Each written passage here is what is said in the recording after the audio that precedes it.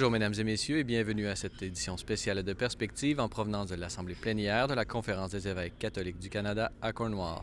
Mais tout d'abord, nous vous en avons parlé la semaine dernière. Cette rencontre épiscopale canadienne est précédée chaque année par une autre rencontre, celle de l'Assemblée des évêques catholiques du Québec, celle-ci se déroulant au sanctuaire Notre-Dame-du-Cap. Lors de cette première semaine, les évêques avaient organisé une journée de réflexion dédiée au phénomène des prêtres venant d'ailleurs et qui exercent leur ministère au Québec de manière à aider les diocèses en manque d'effectifs presbytéral. Sur place la semaine dernière, j'ai pu m'entretenir avec Monseigneur Aristide Gonzalo, évêque de Puerto Novo au Bénin, ainsi que Monseigneur Gaétan Proulx, évêque de Gaspé. Ils nous partagent leur expérience. En fait, je suis dans le diocèse de Porto Novo depuis 3 ans et en arrivant dans ce diocèse, j'ai découvert une tradition missionnaire qui était en place avec mes prédécesseurs. Et puis, je me suis inscrit dans cette tradition missionnaire-là parce que j'ai compris que l'Église est essentiellement missionnaire. Et Porto Novo dispose d'un certain nombre de prêtres en mission dans d'autres diocèses, notamment en Europe. Alors, en Europe et en Amérique. Et nous avons des prêtres au Canada, dans le diocèse de Gaspé. Et je me suis dit, puisque mes prédécesseurs se sont engagés à envoyer des prêtres en mission au Canada et que la mission porte ses fruits, je continue ce qu'ils ont entrepris. Et c'est dans ce sens-là que je vais maintenant pratiquement, je dirais, aux sources pour rencontrer ceux qui accueillent les prêtres que nous avons envoyés en mission et les prêtres eux-mêmes. C'est ce qui justifie ma présence ici. En fait, vous avez raison de parler de sacrifice parce que nous envoyons les meilleurs de nos prêtres en mission. Et je me dis, l'Église elle-même est essentiellement missionnaire. Et quand on oublie la dimension missionnaire de l'Église, on aura perdu beaucoup de choses. Et tant que l'Église s'ouvre, tant qu'une Église locale s'ouvre sur l'Église universelle, elle est appelée à vivre. Et moi, en envoyant des prêtres dans d'autres diocèses, je voudrais assurer cette tradition missionnaire. C'est vrai que ce n'est pas facile dès le départ parce qu'on quitte une tradition donnée pour entrer dans une autre tradition, on quitte une culture donnée pour entrer dans une autre culture. Donc il y a le passage qui doit pouvoir être assuré, mais au bout d'un certain nombre d'années, puisque ceux qui sont là actuellement ont déjà fait un certain nombre d'années, au bout d'un certain nombre d'années, les appréciations sont largement positives et je bénis le Seigneur pour ce qui se fait. D'abord, tous les évêques, on est tous intéressés par la question des prêtres venus d'ailleurs. Comment on les accueille? Et en même temps, c'est important pour nous de faire en sorte qu'on ait une structure d'accueil pour tous les diocèses. Actuellement, comme j'ai dit, chaque diocèse a un peu sa manière, son mode de fonctionnement. Là, on veut essayer de voir comment on peut mettre en commun des ressources aussi pour accueillir. Des collaborations. Déjà, à Rimouski, Gaspé, on collabore ensemble pour les prêtres qui viennent d'arriver. On va leur donner des sessions à tous les mois. Ils vont se rencontrer. On va établir des liens importants d'inculturation et aussi d'ecclésiologie québécoise, dans le fond. Alors, c'est tout ça qu'on met en place. Puis aujourd'hui, cette rencontre là, des évêques avec les prêtres venus d'ailleurs et aussi avec des spécialistes qui ont été missionnaires, des gens qui ont été missionnaires à l'extérieur, sont là comme personnes ressources aujourd'hui pour nous aider à cheminer dans ce sens-là. Ce matin, c'était au tour du secteur francophone de se réunir à huis clos. Au menu des discussions, état financier, rapport de la Commission pour la liturgie et les séminaires ne sont que quelques-uns des sujets abordés lors des délibérations. Monseigneur Christian Lépine, archevêque de Montréal, a pu présenter l'organisation Mission chez nous aux évêques rassemblés. J'ai pu le rencontrer un peu plus tôt aujourd'hui. Il nous parle de cet organisme ainsi que de l'importance de la mission pour les territoires du Grand Nord du Québec.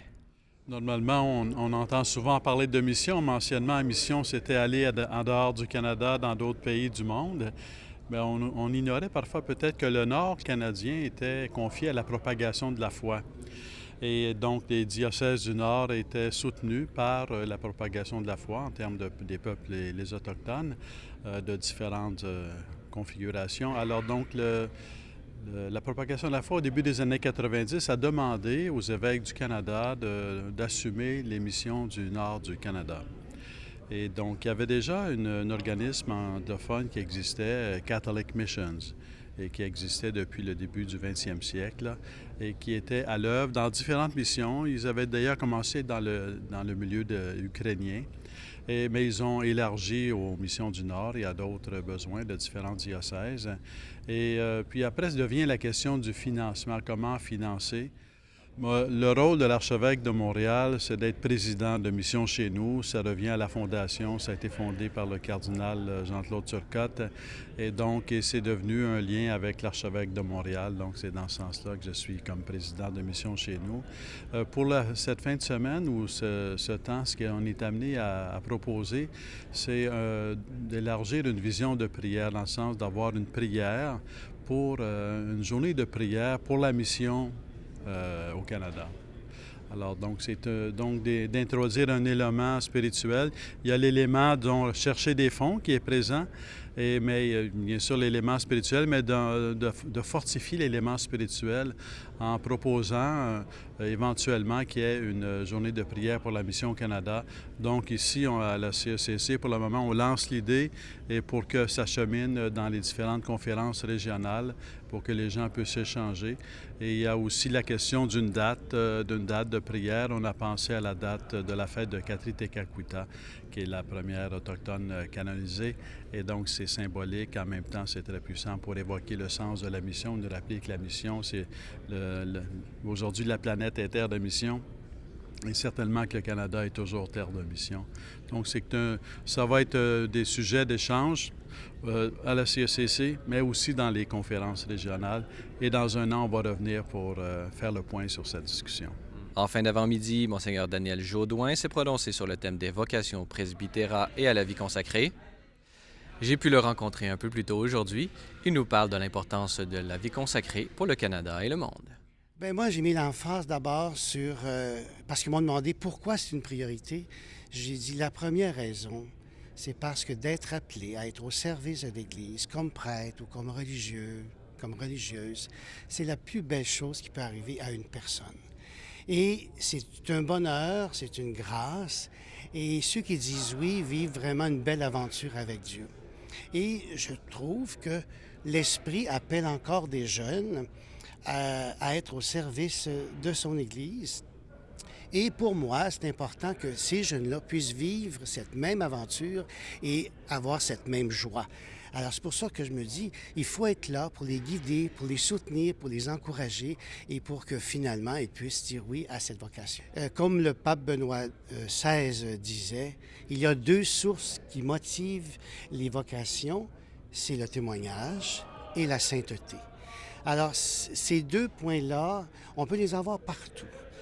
Alors, c'est pour ça que dans mon diocèse, j'ai fait venir des jeunes prêtres, des jeunes religieuses, pour que justement les gens d'ici voient, il y a des jeunes qui sont dynamiques, qui sont pleins de joie, et ça donne le goût de devenir comme eux, comme elles. Et la sainteté, bien, la sainteté, c'est des modèles.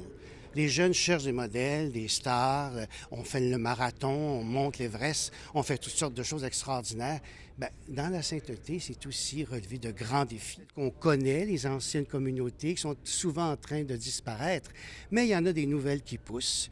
Et les gens d'Afrique, d'Asie qui viennent parmi nous sont une source d'espérance et de témoignage et aussi de sainteté. Et je pense qu'avec eux, la vie va renaître au plan de la vie consacrée et du presbytérat. Cet après-midi, les évêques du secteur anglophone et francophone se sont réunis pour une assemblée plénière. Rapport du Tribunal d'appel du Canada, comité permanent sur le droit canonique furent au menu de cet après-midi de délibération. Au centre de l'attention fut certainement les témoignages offerts dans le cadre de la présentation du comité ad hoc sur la protection des mineurs, dont les détails furent présentés en conférence de presse un peu plus tôt aujourd'hui. Voilà, c'est tout pour aujourd'hui. N'hésitez pas, si vous avez des questions ou commentaires, vous pouvez m'écrire à l'adresse qui apparaît à l'écran. Revenez-nous demain pour une autre édition spéciale de Perspective en provenance de l'Assemblée plénière de la Conférence des évêques catholiques du Canada à Cornwall.